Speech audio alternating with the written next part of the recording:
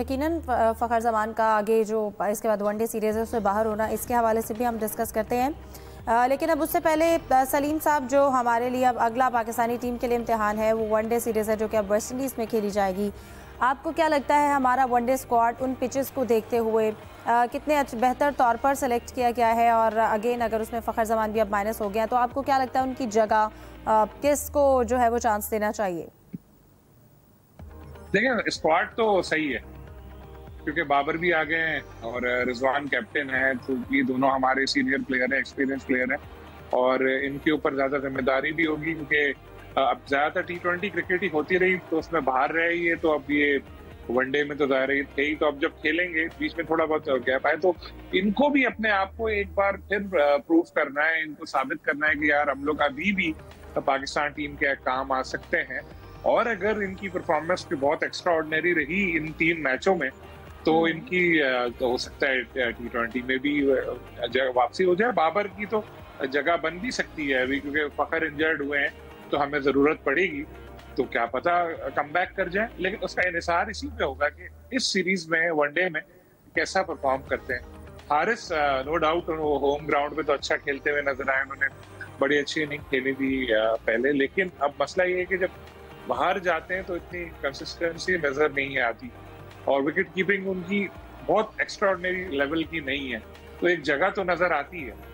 तो अब जिस तरह से हम लोग की परफॉर्मेंस जा रही है अभी फिलहाल तो हो सकता है कि कोई एक ही आ जाए और ज्यादा चांस मुझे बाबर का लग रहा है। और आपने अभी इस वनडे सीरीज के हवाले से कहा तो साहबजादा अच्छे फॉर्म में, उनको आजमाए, परफॉर्म कर रहे हैं, जबरदस्त उन्होंने किया हुआ है, स्कोर वहीं पर है, उनको खिलाएं। और अभी हमारे 2 सीनियर भी आ गए, बाकी भी जो स्क्वाड हमारा सिलेक्ट हुआ है अच्छा है। और दूसरी जो रोटेशन पॉलिसी है कि एक बात आ रही थी तो हमें थोड़ा सेट होने अपने प्लेयर को देने का वक्त देना पड़ेगा, क्योंकि देखिए एक मैच खिला के आप एक में फिर बिठा देंगे, फिर किसी और को ले आएंगे तो वो सेट नहीं हो पाएगा। अब शाहीन शाह अफरीदी को आपने ड्रॉप किया हुआ था, वापस लेकर आए। अगर हम देखें तो जो हम पिछला मैच हारे थे उसमें जो उससे पहले 19 रन बने थे उनका अहम किरदार था। आखिर में तो फिर 7 रन गालिबन बाकी रह गए थे और आखिरी बॉल पे 4 थे, और जिस तरह उन्होंने यॉर्कर के बदले outside the off stump game की थी, शायद इसकी हिदायत ही इनको मिली हो, वरना मेरे ख्याल में शाहीन तो इस वक्त यॉर्कर पे ही जाते थे ज्यादातर। बहरहाल जो भी था आपने उनको फिर बाहर कर दिया, तो इस तरह फिर कैसे किसी प्लेयर का कॉन्फिडेंस जो है वो हाई होगा।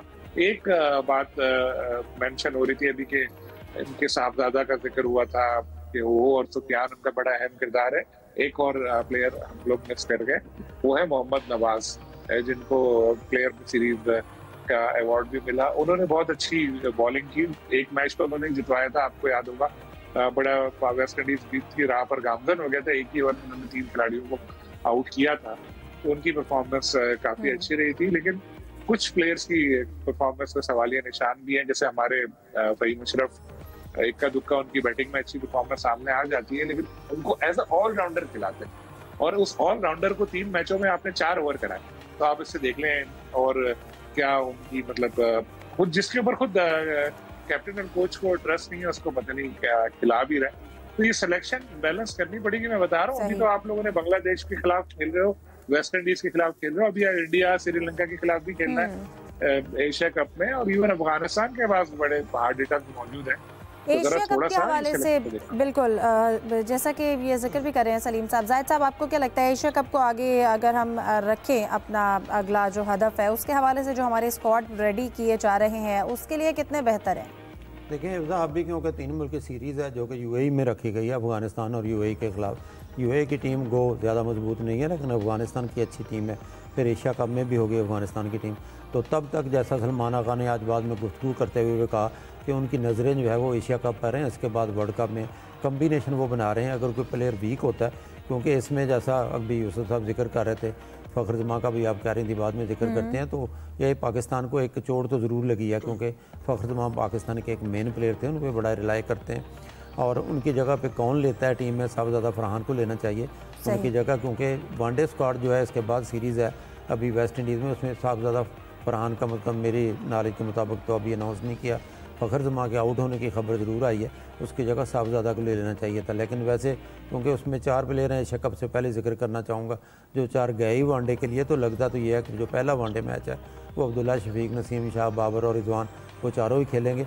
बाद में देखते हैं क्या चेंजेस करते हैं। और ओपनिंग में अब्दुल्ला शफीक के साथ हो सकता है साइम अयूब को भेजें, या अगर साहबजादा को रोक लेते हैं तो इन फॉर्म में साहबजादा और साइम अयूब दोनों को किसी को भी भेजा जा सकता है। एशिया कप में क्योंकि शोर तो अभी वैसे आपको पता है इंडिया में प्रेशर भी डेवलप हो रहा है, फिर इधर स्केड्यूल भी अनाउंस हो चुका है, थोड़ी सी खिचड़ी पकी हुई है। अब इसी बहुत से मेगा इवेंट जो है वो इंडिया में होने हैं, जैसे इंडिया ये भी चाहता है कि पूरी दुनिया में ये ना हो कि अगर एक मुल्क बाइकआउट कर देता है तो उसको ओलंपिक्स कहने चाहिए, कॉमनवेल्थ गेम्स या जूनियर कॉमनवेल्थ गेम्स जो हैं, इन सारी उनको मेज़बानी कर रहा है इंडिया। तो एक बड़े मसाइल होंगे इंडिया के लिए अगर एशिया कप इस मौके पे ख़तरे में पड़ता है। लेकिन एक अच्छा है, उस वक्त तक पाकिस्तान को ट्राई नेशन सीरीज़ में भी आजमाने का मौका मिल जाएगा और यूएई की पिचों पर भी खेलने का कंडीशन से हम आगे होने का भी टाइम मिल जाएगा। लेकिन थोड़ा सा पाकिस्तानी फास्ट बॉलिंग पे में भी थोड़ा सी ज़्यादा मेहनत करनी पड़े। स्पिनर्स तो लगता है अब सुफियान मकीम हैं, इब्रार हैं, वो सेट हो चुके हैं, साइम बड़ी अच्छी बॉलिंग करते हैं और वनडे में तो ख़ास तौर पर मुझे लगता है कि मोहम्मद रिजवान कप्तानी करेंगे, वो कहीं ना कहीं सलमान आगा को भी इस्तेमाल करेंगे। और नवाज़, जैसा कि अकबी सलीम साहब ने भी जिक्र किया कि नवाज़ से तवक्को की जाती थी कि वो ऑलराउंडर हैं, अच्छी बैटिंग भी करेंगे। उन्होंने खुद तस्लीम किया कि वो थोड़ा सा परेशान है कि उनकी बैटिंग नहीं चल सकी, लेकिन उन्होंने बॉलिंग आउट क्लास किया और एक ओवर में 3 विकेटें भी ली थी, जिसमें उन्होंने मरकजी किरदार अदा किया था। जी बिल्कुल यूसुफ, इसके बाद हमारी ट्राई नेशन सीरीज़ है यूए में, हम उससे उनकी पिचेस पर भी खेल के उन पिचेस के साथ हम आहंग हो सकते हैं। इसके बाद एशिया कप जो है उसके ऊपर काफ़ी नज़रें भी हैं, जिस तरह से अभी भी हाइप क्रिएट हुई हुई है और स्पेशली एक इंडिया इस इवेंट की मेज़बानी कर रहा है।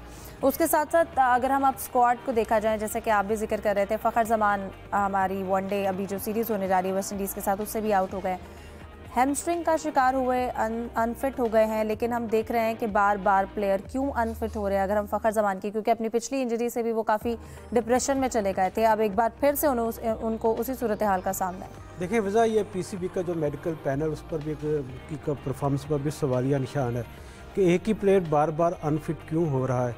फ़खर जमान का इस तरह अनफिट होना पाकिस्तान टीम के लिए तो बहुत बड़ा धचका है।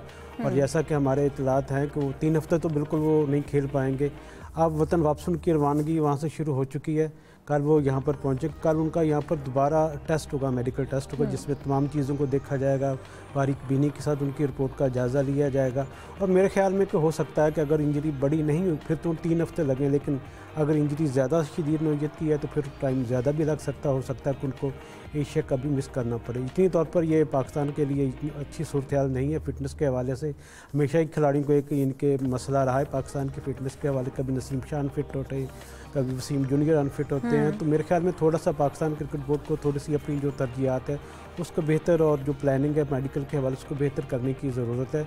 ओवरबर्डिंग या ओवरलोड जो वर्कलोड होता है उससे भी थोड़ा किन तौर पर खिलाड़ियों को बचाने की ज़रूरत है। हो सकता है कि वहाँ क्योंकि गर्मी बहुत ज़्यादा थी, गर्मी की वजह से ये चीज़ें होती रहती हैं, हैमस्ट्रिंग वगैरह की, अल्लाह करे कि उसकी जो इंजरी है ज़्यादा नौयत की ना हुई। रही बात एशिया कप की, तो हम डे 1 से ये कह रहे हैं कि एशिया कप प्रोग्राम के मुताबिक होगा। इंडिया जितना मर्जी शोर मचा ले, अभी देखेंगे पहले स्केड्यूल का ऐलान हुआ, उसके बाद वेन्यूज़ के अनाउंसमेंट हुई, और अब चंद दिनों में आप देखेंगे जो टिकटों की अनाउंसमेंट है वो भी होने जा रही है।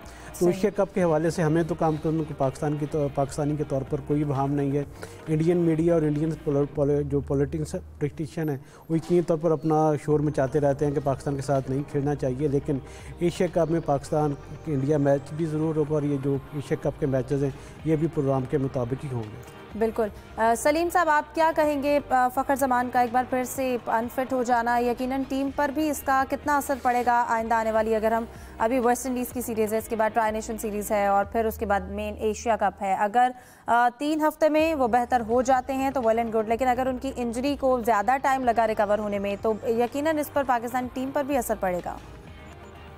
बिल्कुल, पाकिस्तान टीम पे तो अभी वेस्ट इंडीज के खिलाफ सीरीज में भी असर पड़ सकता है फ़खर के ना होने का, क्योंकि वो जारे मिजाज बैटर हैं जो अकेले मैच का नक्शा तब्दील कर सकते हैं। और फ़खर पाकिस्तान की जो उंगलियों पर गिने जा सकते हैं उन मैच विनर्स में शामिल है। हमारे पास मैच विनर्स की बहुत कमी है, फ़खर उनमें शामिल है, लेकिन फ़खर अब बिल्कुल बाहर हो गया। पता नहीं कितने अरसे के लिए वो बाहर रहते हैं, मुझे तो ये डर है कहीं एशिया कप भी वो मिस ना कर जाए, और अगर एशिया कप मिस कर गए तो ये पाकिस्तान के लिए सबसे बड़ा धचका होगा, क्योंकि उनके साथ मसला रहा है पूरे कैरियर में, फ़खर के साथ ये मसला रहा है इंजरीज का। मुख्तलिफ किस्म की इंजरीज उनको रहती हैं। और ये उनके पहले तो ये भी था कि वो रनिंग वगैरह करते हुए भी उनको इशू होता था, नी का भी उनको मसला रहा है, आपको याद होगा पहले भी काफी मैचेस उन्होंने मिस किए। तो कुछ प्लेयर ऐसे होते हैं कि जिनके साथ ये होता है कि बस इंजरी हो रही है, एक से बचे दूसरी पर इंजरी हो गई एक सीरीज के लिए, और फखर उनमें शामिल है। प्लेयर बहुत अच्छे हैं लेकिन फिटनेस के मसाइल उनका पीछा करते रहते हैं। अब देखना यही होगा कि आगे किस हद तक उनकी फिटनेस की बहाली होती है और क्या वो एशिया कप के लिए दस्तयाब होते हैं या नहीं। अगर वो नहीं हुए तो बड़ा धचका होगा। और मैं तो अभी से ये सजेस्ट कर रहा हूँ, हालांकि बाबर के हवाले से हम लोग भी ये कहते थे, मैं भी ये कहता था कि T20 में उनको नहीं होना चाहिए, लेकिन अब एक इतना बड़ा एक खिला अगर हुआ तो हमें एक ऐसा प्लेयर भी चाहिए होगा जो रहे क्रीज पे, क्योंकि हमने अभी रिसेंटली, आपको याद होगा, बांग्लादेश में 15 रन पे 5 हमारे खिलाड़ी आउट हो गए थे। तो ये सब चीजें देखते हुए हमें एक प्लेयर ऐसे भी चाहिए होंगे क्योंकि जो 20 ओवर बैटिंग भी तो करे। बिल्कुल।